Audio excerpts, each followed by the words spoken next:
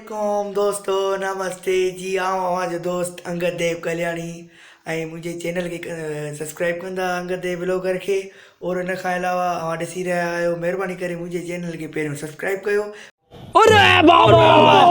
ऐं उन खां अलावा आउं तव्हांखे पहिरियों त इहो ॿुधाईंदुसि जेकी मुंहिंजी शहर में मंदरु आहे।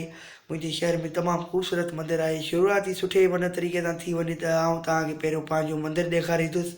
अमरसुख शांतिधाम मिर्ज़ापुर में मंदरु आहे, तमामु सुठो आहे। पहिरियों आउं तव्हांखे उहो ॾेखारींदुसि। अच्छा, हमको सिखा रिया है। उन खां बाद में आउं तव्हांखे पंहिंजे दोस्त सां मुलाक़ात कराईंदुसि। अस्सलामु वालेकुम। Wow! Beautiful! वाह, ये असांजो आकाश कुमार दोस्त आहे, उमरकोट खां आयल आहे। थोरो असां हिन खां इंटरव्यू वरितासीं। दरबार में कमु कंदो आहे। हीअ असांजी मिर्ज़ापुर में तमामु ख़ूबसूरत दरबार आहे, अमराल दरबार। हे ॾिसी रहिया आहियो तव्हां। थोरो असां हिन पंहिंजे दोस्त खां इंटरव्यू वरितासीं, पुछंदासीं बाबा साईं आकाश कुमार, तव्हां हिते आया आहियो, तव्हां कीअं फील कयो था? तव्हांखे हिते मज़ो आयो? 3-4 साल तव्हांखे थिया आहिनि? बिल्कुलु सही, मज़ो आहे तमामु। ॿियो हाल वाल सुठा माण्हू आहिनि हितां जी आवाम, माना तव्हांखे जेके माण्हू आहिनि तव्हां सां सही हलंदा आहिनि, माना तरीक़े सां मज़ो अची वियो आहे? हिन जी तबियत तव्हांखे वणी वई आहे न?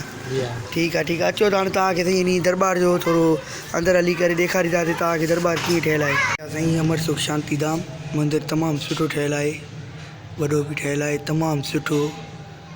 तव्हां ॾिसी रहिया आहियो। अचो त हाणे तव्हांखे मंदर में थोरो मथे हली ॾेखारियूं। मंदरु तमामु VIP ठहियलु। A few minutes later. दोस्त प्यारे साईं रोहित किंगरानी जी दुकान आहे, ॾिसो था। हे आहे सेठ रोहित किंगरानी। सेठ रोहित किंगरानी छा हाल आहे? वाह, तबियत सही आहे? वाह, ॿियो हाल वाल वाह भलाई आहे न? किथे आहे बाबा? ज़ाहिर ई न आहियो बाबा? न बाबा भलाई आहे न? ॿियो हाल वाल ठीकु आहे? वाह, हे साईं जो मुंशी आहे, साईं हिते बीठल आहे। असांजो साईं हुयो रोहित कुमार किंगरानी। सो हाणे आउं व्लॉग खे ख़तमु करणु चाहियां थो। सो महिरबानी करे मुंहिंजे चैनल खे सब्सक्राइब कंदा ऐं असांखे कमेंट में इहो ॿुधाईंदा साईं अॼु वारो व्लॉग कीअं रहियो। सो बाय बाय, थैंक यू।